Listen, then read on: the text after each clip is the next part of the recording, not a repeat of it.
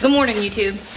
If you want to put something on your holiday table that is just stupendous and ridiculous and over the top, well then a pork crown roast is something that you can pull off. Better yet, it's relatively inexpensive, $2.49 a pound, that's not bad.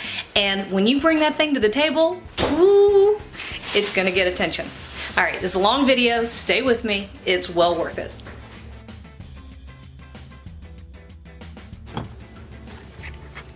All right, so the first step is to make a brine. And I talk a lot about brines because they really are just, they're amazing, they're magic. It really can make the biggest difference. And in this case, when you're dealing with a really large roast, I think it's even more important. So you do not have to do a brine, but you will not have near the results if you skip it. So we're doing a brine. All right, so here's where we're getting started. Let's see. I just realized I left my really big stock pot up at the lake. Dang it. So I'm gonna have to get creative with a vessel, but that's okay because we're gonna bring this to a boil and we want it to cool down before we actually put the pork sections in it. All right, so I've got 2 cups of brown sugar and I've got 2 cups of kosher salt. I have the stems from a 2-ounce blister pack of fresh sage. We're gonna use the sage itself in the crust that we put on the crown roast, but I like to come up with ways to use every little bit of food, and there's a lot of flavor in those stems. You could also throw in a bunch of thyme if you wanted to. I happen to be out. I think I'm gonna throw some dried thyme in there. All right, and then we have about a 1/4 cup of black peppercorns and a good tablespoon of red pepper. And then right here, you know those little fiddly tiny bits of garlic in the middle that get kind of hard to deal with? They come out of the middle of the clove and they're tiny. I like to throw them aside, and then when I'm brining something, I will throw them in the brine. It's also really good to use in a stock pot. Okay, so I'm gonna give it a couple tablespoons of dried thyme. I wish I had fresh, but I don't. And then I've got about 6 cups of water. And I'm gonna put the camera down before I do that because that's gonna go all over the counter. All I'm gonna do is throw all of these ingredients in this stock pot and we're gonna bring it up to a boil. You don't have to boil it hard or for very long. You really just want the sugar and the salt to dissolve. I don't know exactly how much water I have in there. It doesn't really matter. You don't want to use any more water than you have to because we're gonna ice this to cool it down for one thing. That's gonna add water to it. But you don't want to dilute the flavors any more than you have to either, right? We want all this goodness inside the roast, not in the water, which we're gonna toss out. All right, I'm gonna get it going and I'll be back. Okay, I have not quite brought this up to a boil, but I can tell just by stirring that the sugar and the salt have already dissolved. And if I don't bring it all the way up to a boil, I don't have to cool it down as long before I use it. So I'm gonna go ahead and turn this off, and then I'm gonna bring it, actually, I've got a couple of errands I have to run, so I'm gonna let it sit and cool down. And then we're gonna get it ready to brine our gorgeous crown roast. Okay? Easy peasy. Well, my plans changed a little bit, and turned out I'm not doing this roast today. I'll be doing this roast tomorrow, which is fine. We've got our brine, it has cooled down. All I'm gonna do at this point is stash it in the fridge. You want your brine to be nice and cool before you add your roast. And anytime you've got a brine, go ahead, like if you've got Thanksgiving or Christmas coming up, you can make a brine a couple of days ahead and chill it down. It gives you one less thing to do closer to the big event, right? So that's a winner. All right, so I'm transferring it to these mason jars. I'm gonna stick it in the fridge, and then tomorrow we'll talk about our next step. Okie dokie. Let's see what we can do to get in here and show you what we're doing next. All right, so we've got our brine, and we did have to stop in the middle of it. No big deal, I just threw it in the fridge. But we're getting ready to trim our pork, and we're going to throw it in the brine. I've got this great big bowl over here because I can throw some plastic wrap on it and shove it in the bottom of my fridge. You can use a small cooler, you can use a large stock pot. Anything that will hold it and keep it submerged under the brine for a couple hours, you're good to go. Alrighty, I'm gonna take a second, I'm gonna pause this video, and I'm gonna show you a picture of what you're gonna go buy. You can, of course, go in and request a crown roast of pork.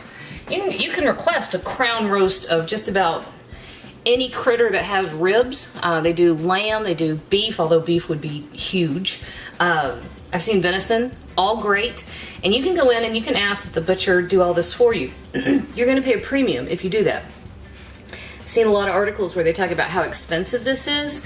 I disagree. This is $2.49 a pound. And if you look at what you get at the end of this process, if you do just a little of the work yourself, you'll realize that that's a pretty flippin' fantastic price. Okay, so this is my butcher, and this is what it looks like when you go to buy it. All right, so that's Mike, and I went in and I told him I wanted to do a crown roast of pork, and that means you want to get the entire rack of pork. That's what you're asking for. And then you're gonna ask him to make a couple trims. Now, if they're not gonna upcharge you, go ahead and get them to trim it and to remove the backbone and to what they call French it. However, if they have to charge you an upcharge to French it, I'm gonna show you how to do it yourself, and it's really just super simple, okay? So by the time he is done trimming to what you need, yours is gonna look like this when you bring it home. Okay, that's what you got. And we pulled it out of the package, and here we go. Let me show you something. I have seen folks do, okay, we had our butcher cut between every other pork bone, every other chop, as it were. So that is 2 pork chops right here. And that's what will give us this nice curved shape.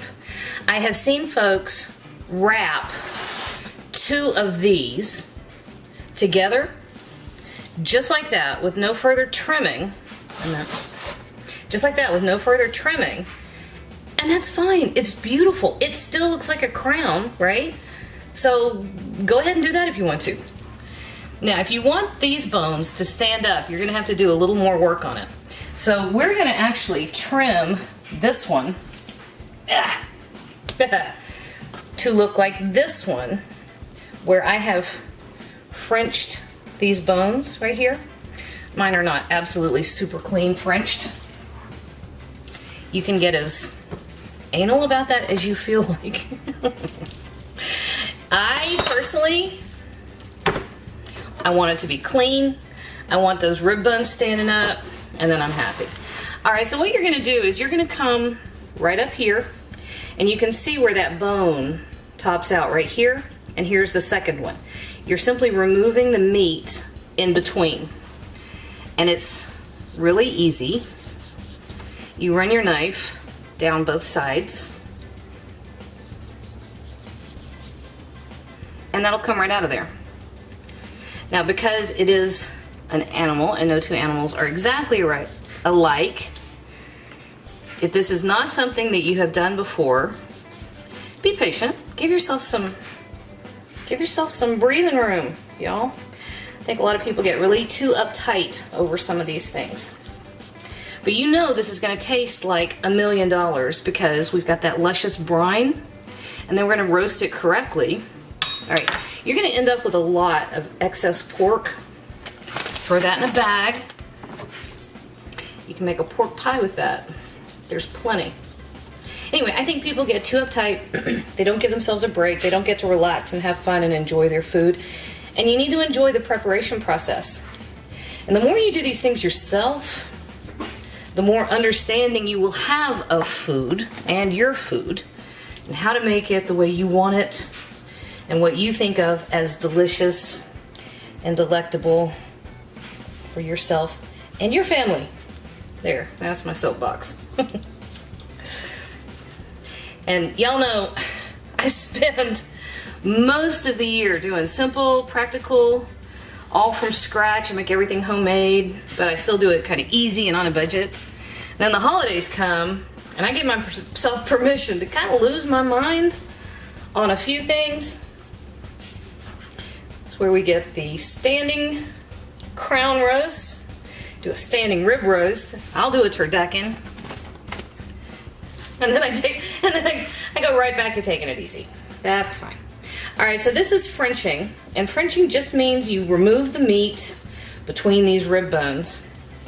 And if you want to get those bones super clean, that's fine. Go ahead, take your knife, and you'll run it this way, all the way around.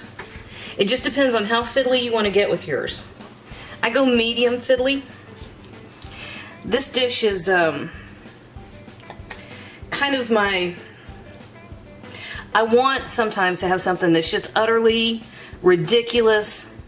Let's have something preposterous, over the top, aha moment. You take it to the table, everybody goes, you feel like you've just presented King Henry VIII with something. I mean, it really, but you have to do it without spending $9,000, right?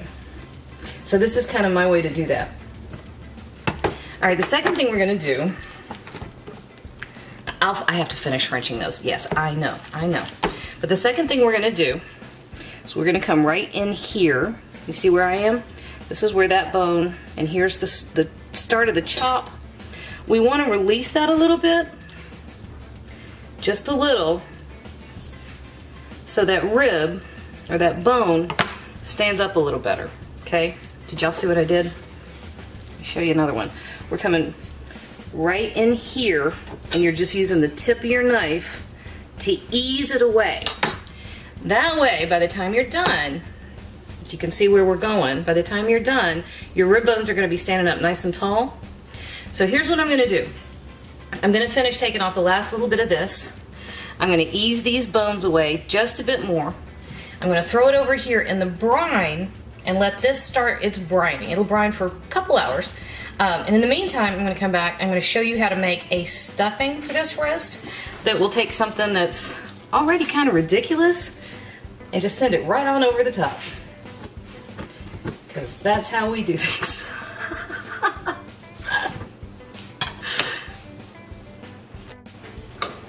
All right, let's get started on our stuffing while our pork roast is brining.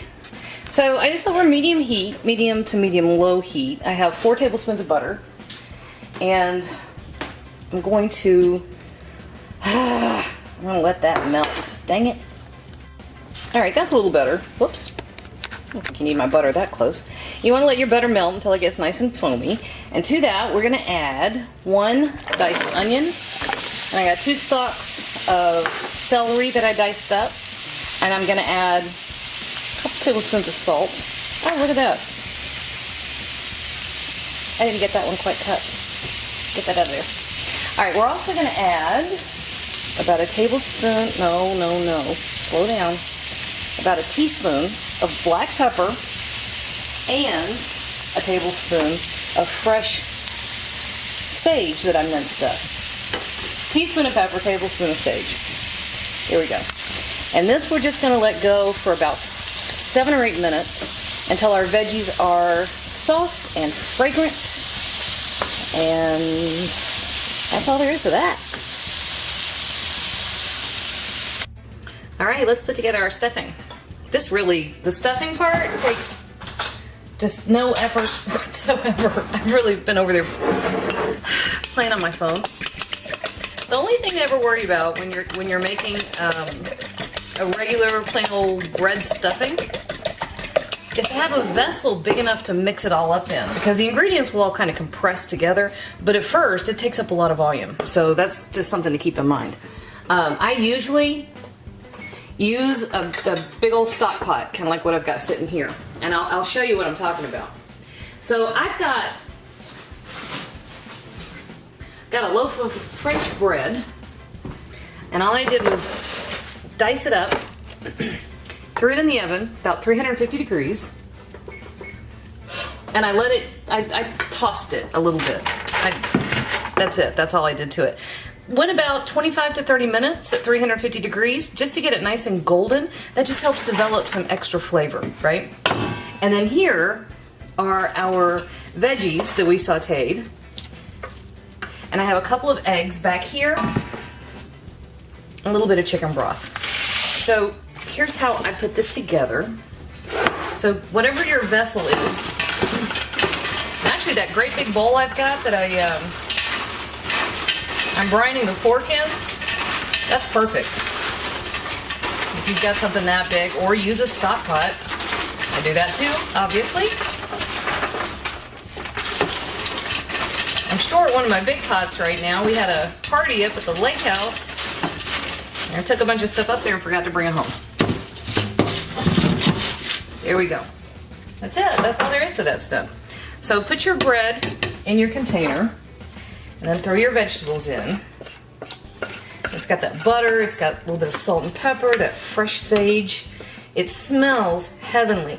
And think about all the things that you love with pork. You could dice apples up, throw some apples in there. You could chop up some pecans. That would be fabulous. I've seen people that stuff the top of a crown roast with sausage of different kinds. Also fine with me. But we're going to be getting a lot of juice. All right, can you see that? It's still pretty dry. The only liquid is from the vegetables, the butter, and a little bit of egg. So we need to add some liquid to that. And apparently we need to knock the salt off the counter because the cat went running across the kitchen. Perfect! Scared the cat. So you want to add, I don't know. Okay, here's the thing. It depends on how dry your bread is. Usually a couple of cups of your stock. And use whatever stock you like. If you've got homemade, I am proud of you. If you don't have homemade, I'm still proud of you because you're doing this. So use what you have. I like to use chicken or pork stock if I have it. I don't often have pork stock. I think ham is too strong. Not real crazy about most commercial beef broth, but if you have beef broth, that's fine too. This bread is soaking up a lot, so I may go ahead and use the entire quart. I'm not sure yet. What we're going to do is let this sit, and it's already compressed down a lot, right? We're going to let this sit so I can kind of take about 5 minutes and see just how much liquid our bread is going to absorb. You want to get it to a nice consistency. If you're pleased with the consistency, if it's nice and moist, that's where you stop. See? That's it. All right, so we're going to let this rest for 5 minutes. We're going to see if it needs more liquid or not. I'm going to clean up the salt, and I'll be back. All right, let's see if I can manage to do this without having to get Bladen in here to help me. He doesn't feel well today. He's a little bit cranky, so we're going to try to leave sleeping teenagers lying. I don't know, though. This is usually a project that takes 2 sets of hands, so we're going to give it a shot. All right, so lay your pork roast out. See? Chop end to chop end, and the bones here, because we're going to form this into a circle. At least that's the theory, with just 2 hands. All right, take a piece of butcher's twine. This is just, I don't know, 3 or 4 feet long. I doubled it up, so I've got the loop up here at this end, and I've got the loose ends down here. I'm just going to pass them through like that so that I'll be able to do like this big slip knot. Yeah, I don't know that I can do this by myself. We may have to wake up cranky teenagers. But theoretically, you can lay this loop over the top of everything and just start snugging it together. Let's see. I have seen folks do this with a giant butcher's needle, and I know that works well to a degree. Oh, that's kind of better than I thought it was going to be. That works well. I don't happen to have one. I'm not going to go buy a special piece of equipment. I'm just not, because it would sit in my drawer unused and unneeded for the rest of the year. Okay, now the point is to try to butt these ends up against one another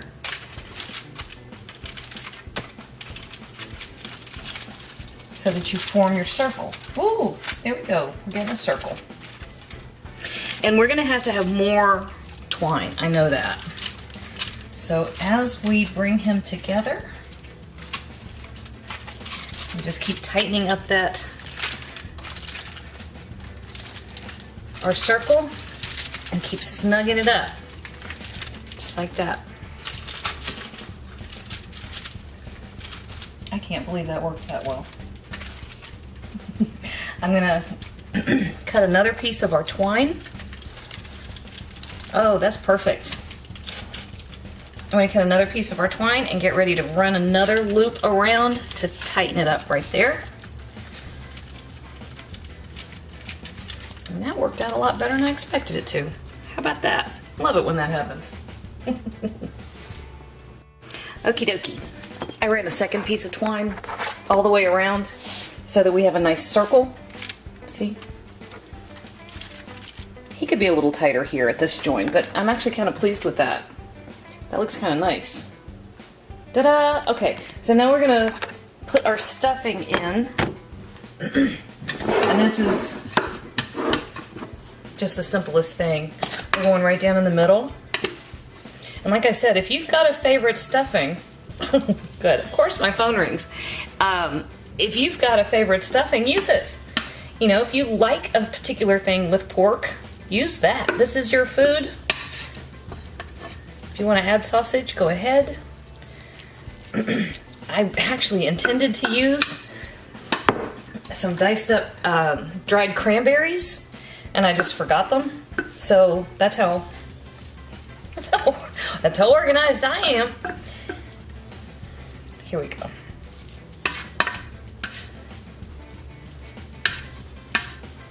And if you want to tip him over and tie him up the other direction, that works well too. It's whatever you want. I didn't do that because it ends up being too tall for my oven. And the last thing you want to do is pull a giant, wicked hot roast out of the oven and dump it all over the place. So I think this is a little easier to manage, and you still get a pretty spectacular effect at the end of this. Now, I have also seen folks who will, whichever way you do your roast, who will do these little, the paper frilly things on the ends of the bones. I haven't ever needed one. I also happen to think it looks a little like Bugs Bunny to me. It reminds me when Elmer Fudd or Daffy Duck is seeing him looking like a turkey with those frilly papers on the legs. That's what it looks like. This dish was pretty common back in the, I don't know, 40s through the 60s, and then it kind of fell out of favor. But it's kind of fun to bring these things back every once in a while.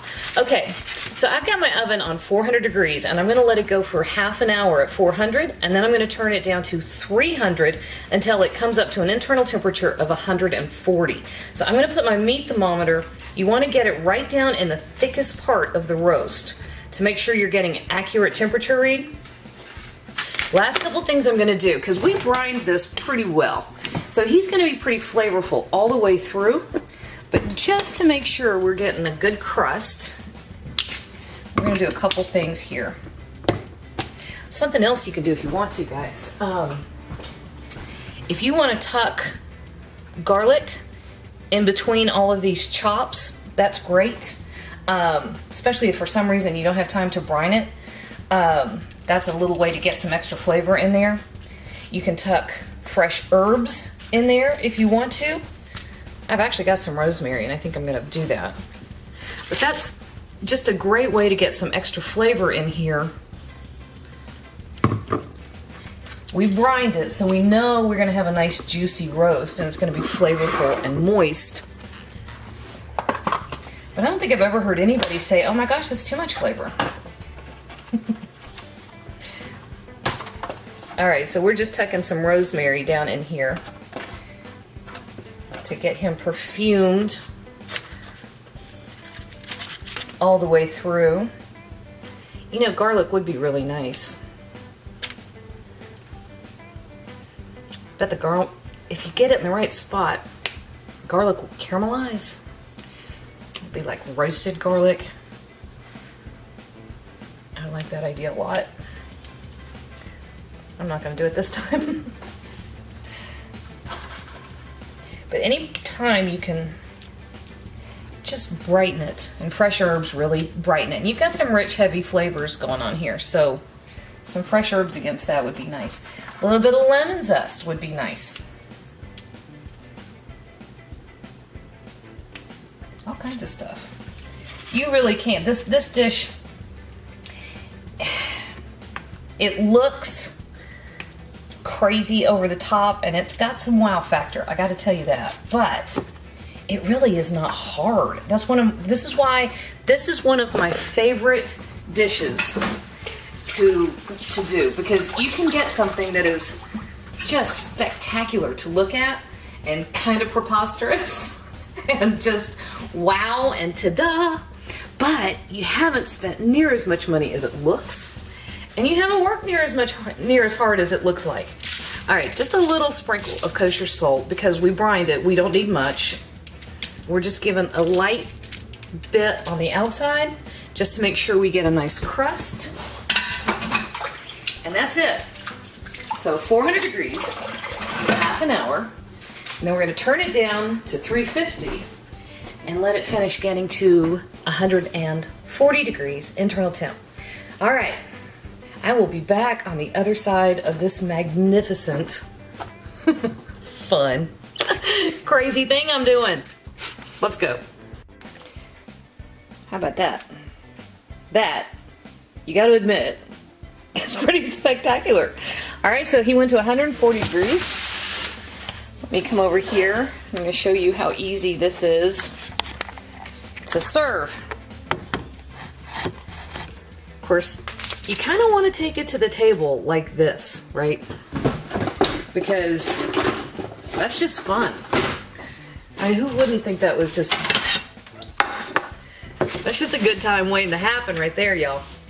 All right, so the easiest thing to do. Now, remember, each of these bones is a chop. So this is 2 chops, right? You can certainly cut that in half. Not a problem. And then, of course, my knife just caught right where the butcher had made a little cut, and it got my knife. All right, so I'm coming over here to this side, and there we go. This side as well.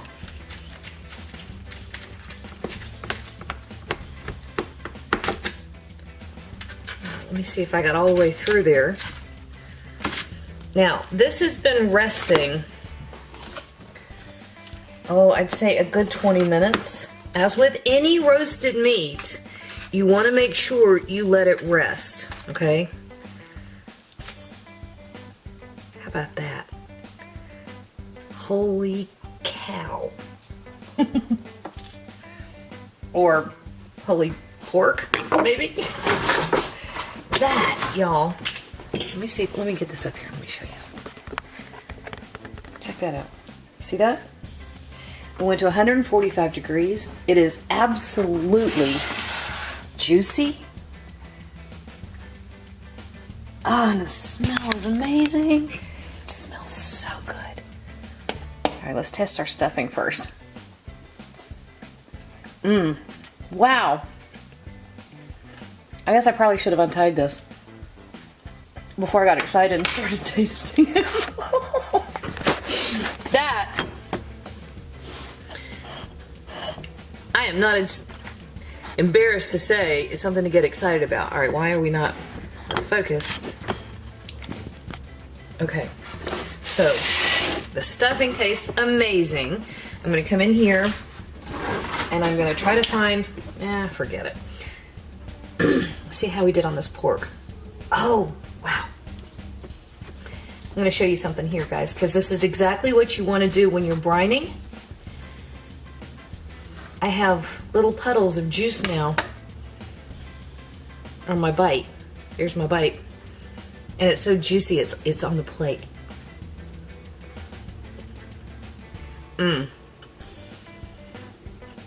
That thing may be crazy ridiculous.